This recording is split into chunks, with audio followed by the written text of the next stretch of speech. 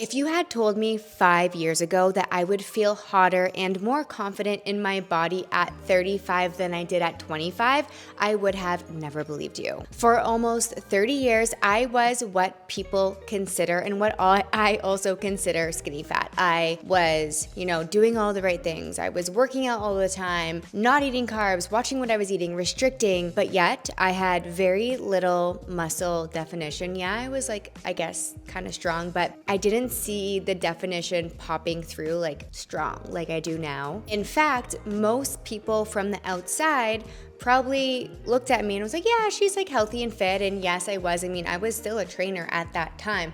I just did not have the body that I have now. I was a little bit softer everywhere. And I just never really felt like I had the body that I wanted. Like truly, truly deep down. For a majority of those 30 years, I just thought it was more of a genetic problem. I think a lot of you can relate to that. But once I did start seeing that transformation come through, I realized it was a body composition issue. Once I finally understood this, internalized it, and found a solution, everything changed. So in today's video, I am going to walk you through everything I did for almost 3 decades that was keeping me stuck in the exact shifts that I made to finally get the body that I wanted. So let's get into it.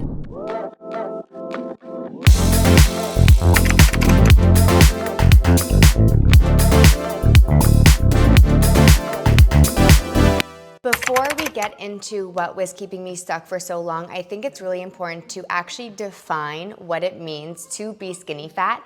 I do know, because I share a lot of skinny fat content on YouTube and on other social media platforms, that a lot of women resonate to that term skinny fat, but they don't actually know truly what it means and if it does apply for their body. So being skinny fat doesn't necessarily mean that you are overweight. I, for one, was never overweight, but I was skinny fat. So by true definition, being skinny fat means that you're typically at a pretty healthy body weight, but your body fat percentage is higher and you have lower muscle mass than you would probably like. So when my skinny fat was peaking the most, I think my body fat percentage was around 33, 34%. And I remember getting a scan and them telling me that. I'm like, how is 1/3 of my body fat?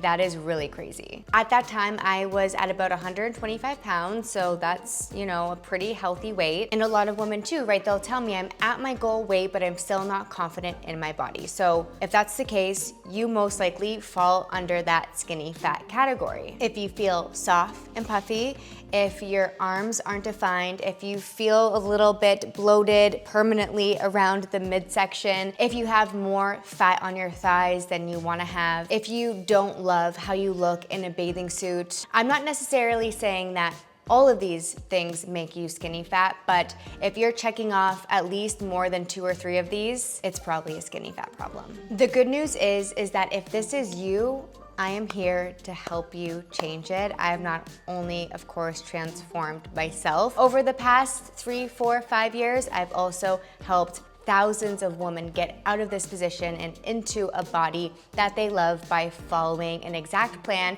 and kind of just changing their goals. But first, let's get into the things that are actually keeping you stuck in this skinny fat cycle. For years, I thought that the answer was that I just had to lose more weight. I truly had blinders on. And again, I'm going to keep repeating myself.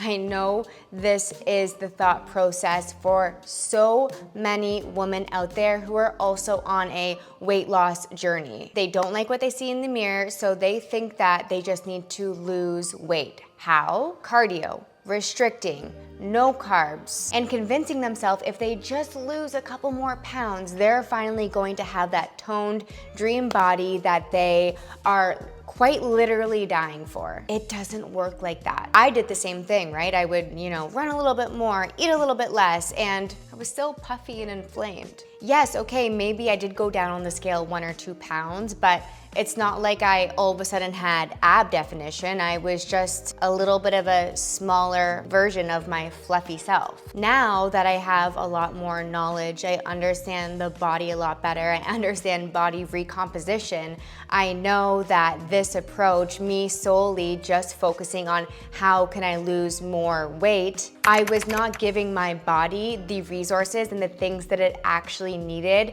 to build muscle. It's like the opposite spectrum. Instead of focusing on lose weight, lose weight, lose weight, cut calories, you know, do all the things, let's start focusing on how can I build? How can I build strength? How can I build muscle? We'll get into it more, but that is how you get that lean and defined look. It's not through, you know, cutting down on a piece of bread at breakfast for every single meal, or, you know, going for an extra 5-kilometer run every single week. It's not how it works. The one sole thing that finally changed my perspective with my body is when I switched my mindset from how can I get smaller and lose more weight to how can I recomp my body. That mindset shift completely changed my approach to not only fitness, but also nutrition, diet, and how I ate. That's also when I slowly started to realize that the bodies of other women, the physiques that they had, that I admired, they weren't necessarily just like smaller and lighter than me.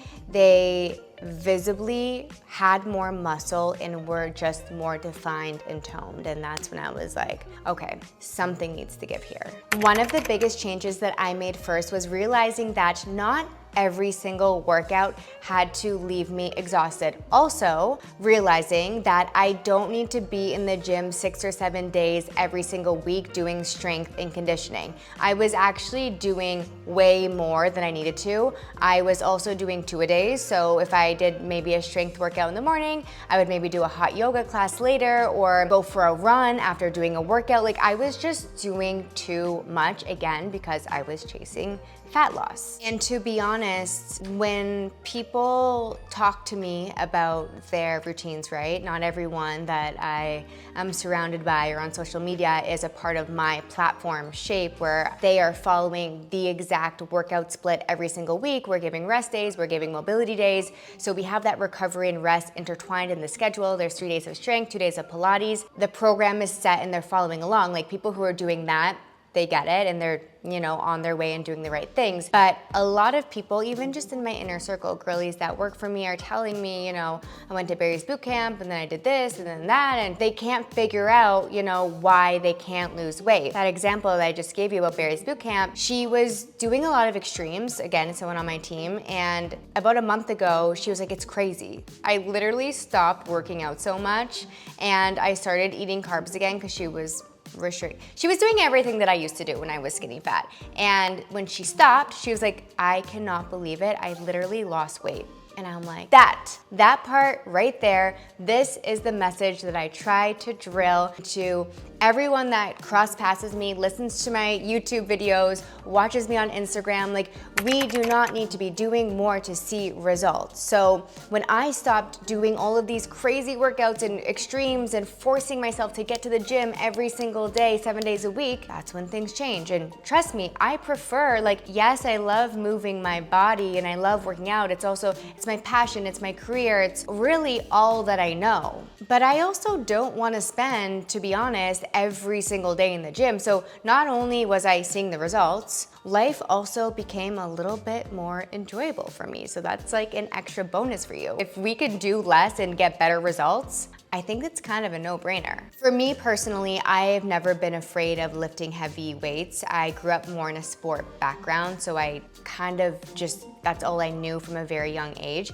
But I think for a lot of women, the other side of that is that they're afraid to pick up weights, and it's a necessary part of getting out of that skinny fat cycle because they are, of course, afraid of getting bulky. But let me tell you, it is very, very, very hard to get bulky. You need to be eating in a calorie surplus, a lot of carbs, a lot of protein, training a very specific way, lifting heavy, heavy weights, progressive overload nonstop. So I would not be worried about that. You do need to pick up weights though. Yes, we have Pilates. I love our 3-pound dumbbell workouts with our ankle weights and Pilates ball. Like, I live for those workouts. They make my body feel so good and energized, help tighten the core. But the strength days, my body would not be what it is if I didn't do 3 days of consistent strength training every single single week. We need to challenge our muscles in order for them to grow and build. Muscle builds fat, and muscle also gives us definition. So what strength training truly did for my body was finally give it that shape and definition that I was really chasing, right? Like, it only makes sense. You can't get that definition by going for a run. You get it by lifting up weights and doing squats, deadlifts, pushes, presses, and most importantly, following a structured program. If you aren't already a Shape member and you're curious about it and want to check it out, I always leave a link in the description of every single video for you to check it out, the details, start your free trial, and I also have a special promo code for my YouTube community.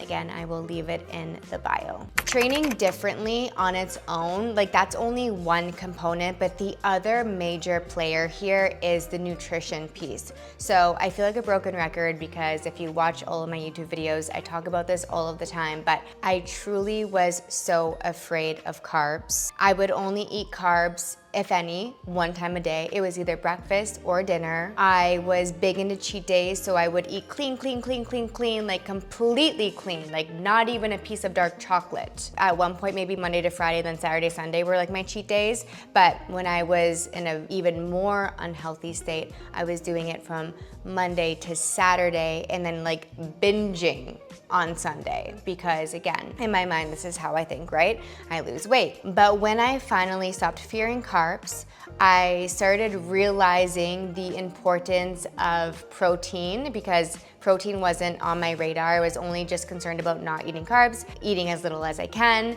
But when I, again, made that switch and I started instead focusing on how can I load as much protein into my diet as possible, that is when, as well, paired with the strength training, I really started to see that definition. Protein needs to be a priority because if you're asking your body to build muscle, you need to give it the right nutrients in order for it to do so. When I also realized that carbs were what was helping me fuel my workouts and giving me sustainable energy throughout the day, slowly but surely I started to reincorporate them back into my diet. And I'm not saying like eat muffins and donuts every single day and you're gonna get a six-pack. I'm talking more about carbs like sweet potatoes, rice, quinoa, right? Let's hit and focus on those complex carbs. Another thing, I would really eat a lot of salads and I would get really bloated all the time, and I didn't realize is that like I'm throwing literally 20 different ingredients in this massive salad and it wrecked my digestion, and I'm sure that was also a contributing factor to my SIBO. So yeah, I eat salads but not like I used to, and also smoothies. Smoothies are great, but like I was eating these foods because, again, I thought that, you know, these are kind of weight loss foods and these are going to help me reach my goals, instead of eating them because I genuinely liked them and enjoyed them. And again, I'll still have salads, I'll still have smoothies, but it doesn't need to be like so regimented every single day. And I also don't want to eat these foods out of a place of thinking that I need to in order to get results. Again, we want to focus on the right things, the carbs, the complex carbs, the protein, so that we can nourish a stronger body and also really just fuel all of our movement that we are doing in our day-to-day. The third major player that transformed my body from skinny fat to toned is steps. I, again, like a lot of us, 5 years ago, no one was talking about steps. It wasn't a, you know, viral thing. It wasn't a common thing. It wasn't something that anyone, in fact, was talking about.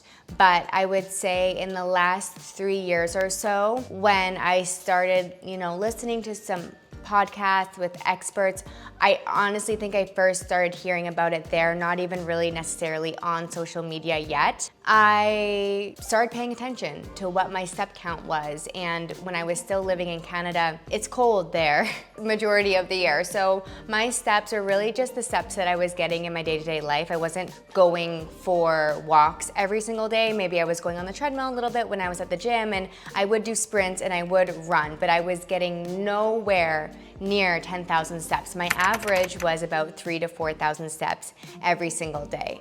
But when I made that switch, and then also it helped, of course, when I moved to Miami and you get this basically the entire year, I was able to hit 8,000 to 10,000 steps consistently almost every single day. Now I hold more of my weight in my lower body. So when I started to incorporate daily steps with the eating, with the workouts, with the mindset, everything else, I really started to notice, especially my lower body leaning out. Like, I wouldn't say it's as important as, nutrition and the workouts, but if you think that you're doing actually like 2 out of the 3 things right and you're not doing the steps and you're not getting the results that you want, it could be the steps. So try the steps, because that could be the one little piece that you are missing. So the biggest benefit from steps isn't necessarily that it's burning, thousands of calories every single day. No. Aiming for 8,000 to 10,000 steps every single day is just increasing your overall activity, your movement in your day-to-day life. So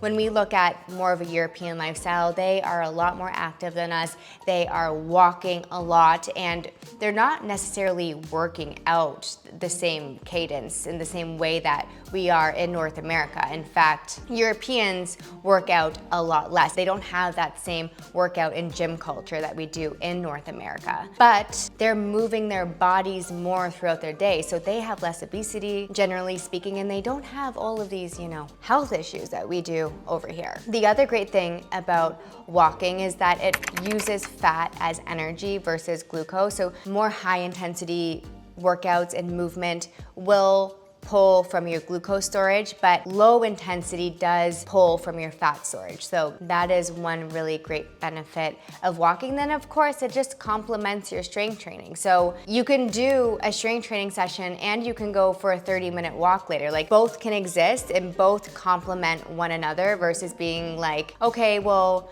if you're doing a strength training session, going for a run, like, it's not ideal to do both. Walking also improves recovery, and it can help you definitely stay in a calorie deficit if fat loss is your goal. So if you do start incorporating steps, if you're not already in this space where you are, no, you're not going to see like magical results overnight from incorporating daily steps. But when you compound it day after day, week after week, month after month, number one, it's good for the mental health as well, but you will notice change in your body. I think to really pull all of this together, I truly believe that for decades, women have been sent the wrong messaging, and that's why so many of us stay stuck. We're always told more, more, more, more. More is better. More is going to get you results. So when we're working out more and eating less and we're not seeing the results, what do? Naturally, we push harder. We're messing up our metabolism even more.